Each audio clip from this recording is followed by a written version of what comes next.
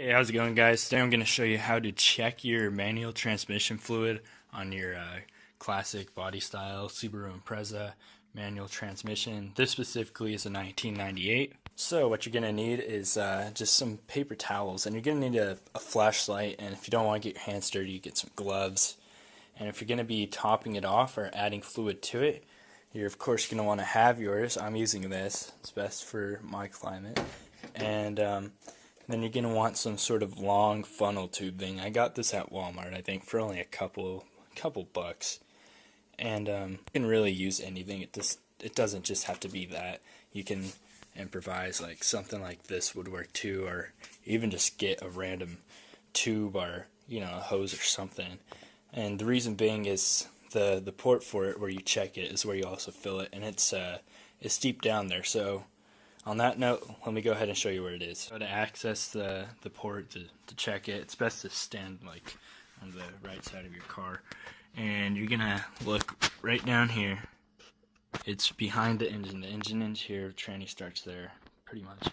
And so you're gonna look in there and you can see the transmission right here, all of that. Just ignore the wires, and you're gonna kind of go where the transmission starts dipping backwards into the longer part of it. And you can probably already see it already, but there's a white handle. And mine, previously, you see that all that dirt and stuff on it. It was previously just covered in that, so it was kind of hard to see. But reach in there, it's tough, and just pull it out. Try not to get too much dirt and stuff on it, so you don't put it back in the transmission. And then you'll see your fluid level. This part should be pretty clear. I usually like to wipe it off first. Not sure if you can see this. I wipe it off first, and then I put it back in, and then I'll pull it out again and do it, just because when you're driving, it sloshes around everywhere. It's going to give you a really inaccurate reading. So let me go ahead and put that in. Let the fluid attach to it. Okay, go ahead and take it out. And when you pull it out, keep it upside down so the fluid doesn't drip up. It's a common mistake. And then it gives you an inaccurate reading. So anyways, we'll look here at it.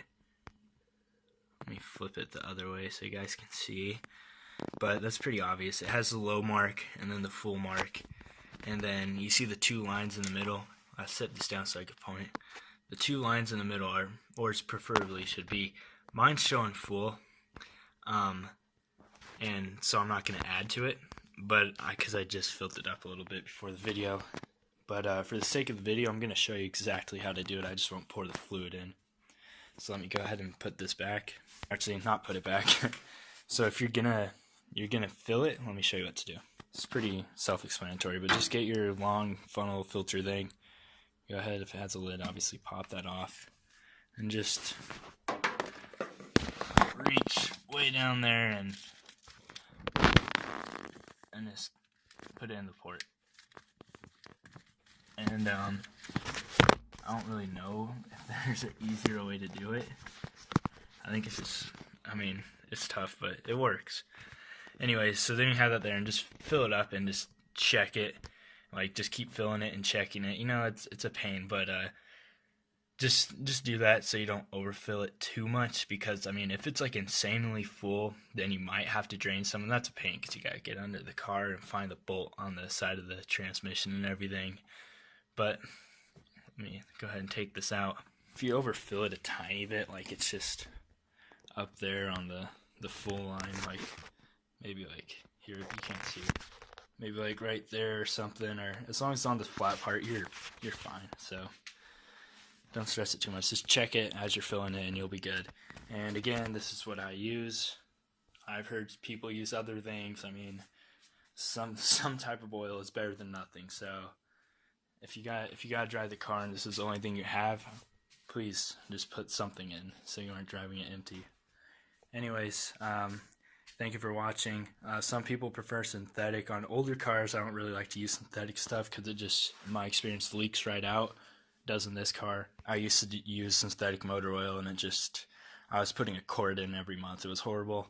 And then I switched back to like conventional stuff. Specifically, I was using this. It's like a synthetic blend for high mileage engines. It's 10W30. I use the 5W30 5W30 weight oil instead of that one, but it's the same brand, same type, same everything. So I use that for my mini bike engine. Anyways, yeah, so that should set you up, and then of course go ahead and reach back in there and throw your dipstick in, and make sure it's pushed in there all the way, because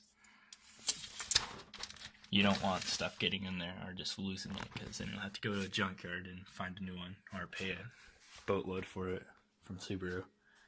And same with the funnel, you don't want to just pour all of it on the floor, because that would suck.